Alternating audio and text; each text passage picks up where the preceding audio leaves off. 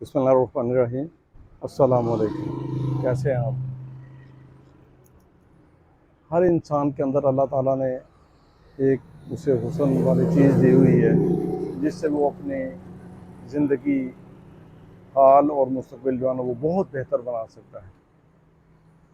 और इंसान गाहे बगाहे वो इस्तेमाल भी करता है, लेकिन उसको शायद इस चीज़ का इल्म नहीं कि वो कितना उसे इस्तेमाल कर रहा है, कितना नहीं। ये कोई दूसरा जजमेंट करने वाला हो तो वही बता सकता है कि ये आदमी इस चीज़ का इस्तेमाल कर रहा है। मैं आपको भूल भुलैयों में नहीं डालना चाहता। मैं एक आपके अंदर की चीज़ जो अल्लाह तबारक तआला ने आपको दी है, आप उसे प्लान सिर्फ इस्तेमाल नहीं करते, एनालिसिस नहीं करते, वैसे करते।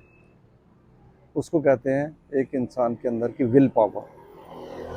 कि अल्लाह तबारक तआला ने हर इंसान को एक जो है वो विल पावर से नवाजा हुआ है।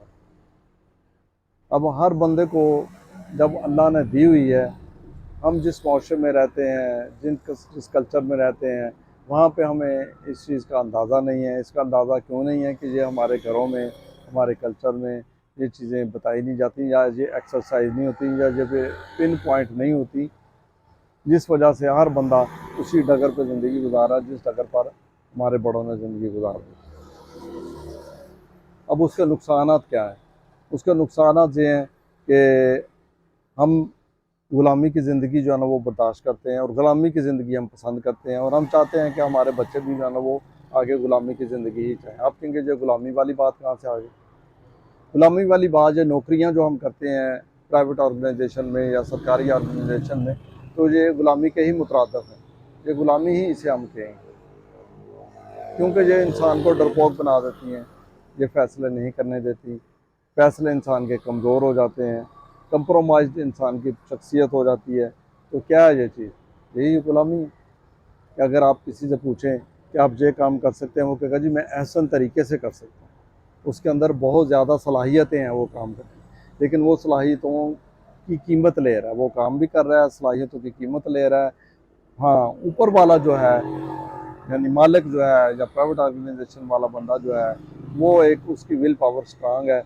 वो जानता है कि इस बंदे की मैं विल पावर, इसे मैं कैसे मॉडिफाई कर लूँ और मेरे कारोबार में काम आ जाए और मेरा ऑब्जेक्टिव अचीव हो जाए। और होता ऐसा ही है कि एक बंदे की सलाहियत है, बहुत अच्छा वो कह लें कि एक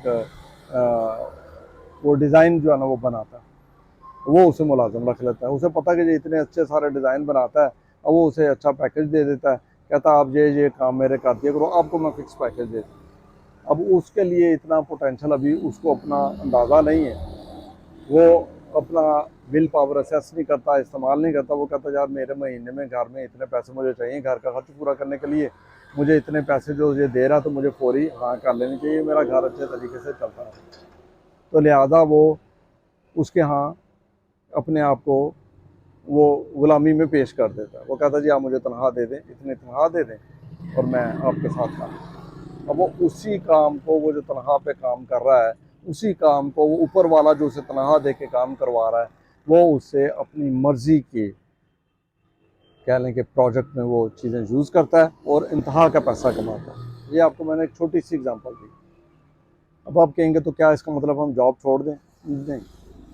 अब यहाँ पे दो सिचुएशन, एक तो मेरा उनसे खिताब है जो उन्होंने अभी जॉब नहीं स्टार्ट की। जिन्होंने जॉब नहीं स्टार्ट की उनके लिए मैं ये बात करता हूँ कि वो अपनी विल पावर को असेस करें कि मैं क्या कर सकता हूँ, जिस पे मैं फ़ैसला करूँगा उस पर मैं कितनी देर मजबूती से खड़ा रह सकता हूँ। उस फैसले के बाद उसे वेट एंड सी करना पड़ेगा, इंतज़ार करना पड़ेगा। वो थोड़ा सा इंतज़ार करे, अपनी सलाहियतों में इजाफा करे, अपना एक प्लेटफॉर्म छोटा छोटा इस्टेब्लिश करे। जहाँ पे इतनी देर घर में अगर बेरोज़गारी रही है तो कोई इशू नहीं, तो थोड़ा सा और रह ली जाए तो उसमें क्या एतराज़ है। अब होता क्या है कि हम ऐसे फैसले करते हैं जैसे हम एमरजेंसी वार्ड में आ गए कि अगर अभी हमें ड्रिप ना लगी तो हमने मर जाना है, मरीज़ ने मर जाना है। ऐसा नहीं होता। थोड़ा सा आप वेट करें, अपने आप को सुधारें, अपने आप को लाइन पर लाएँ। जब आप ऐसा करेंगे तो आपको राह मिल जाएगी। आपको उतने पैसे आसानी से मिलने शुरू हो जाएंगे जो आपको एक कंपनी वाले ने ऑफ़र किए, तो उन पैसों की बिना पे आपने हज़ारों लाखों का बिजनेस उससे दें। थोड़ा सा आपको वेट जो है ना वो करना पड़ेगा, लेकिन काम आपको वैसे ही जारी रखना पड़ेगा। बहुत सारे ऐसे काम हैं, अब मैं मिसालें दूँ तो वो लाइन इसी पे बहुत आगे चली जाती है।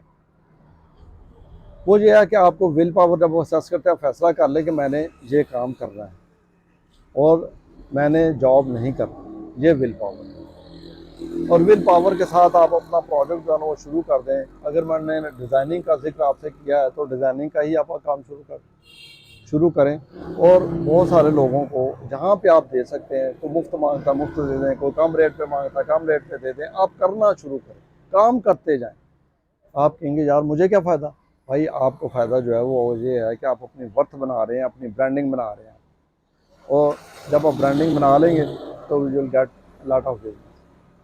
ये आपको अंदाज़ा नहीं है, जितने पैसे आप जॉब से लेंगे उससे उतने तो आपको वो जल्द मिलने शुरू हो जाएंगे। क्योंकि जिसने आपसे डिज़ाइन बनवाया है उसे फिर भी तो ज़रूरत पड़नी है।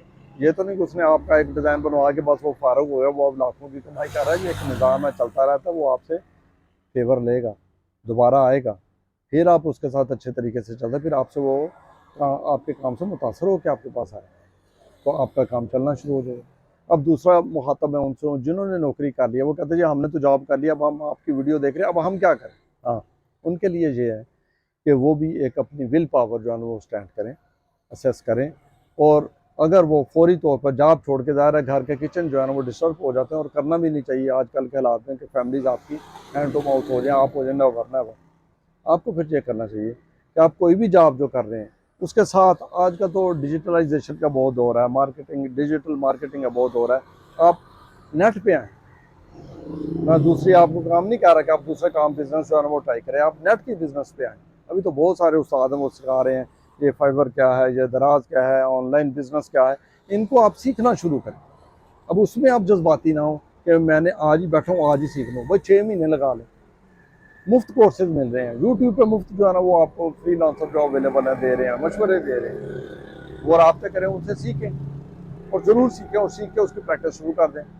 हाँ, अपना वो टाइम छोड़ दें ना कि जो आपने खो खो के बैठना है, वो टक शॉप पे बैठना है, होटलों में बैठना है, दोस्तों की महफिलों में बैठना है, उधर पे जाना छोड़ दें, चस्के लेना छोड़ दें। इधर टाइम लगाएं, इधर सीखें, थोड़ा थोड़ा सीखना शुरू कर दें, उसकी एक्सरसाइज करना शुरू कर दें।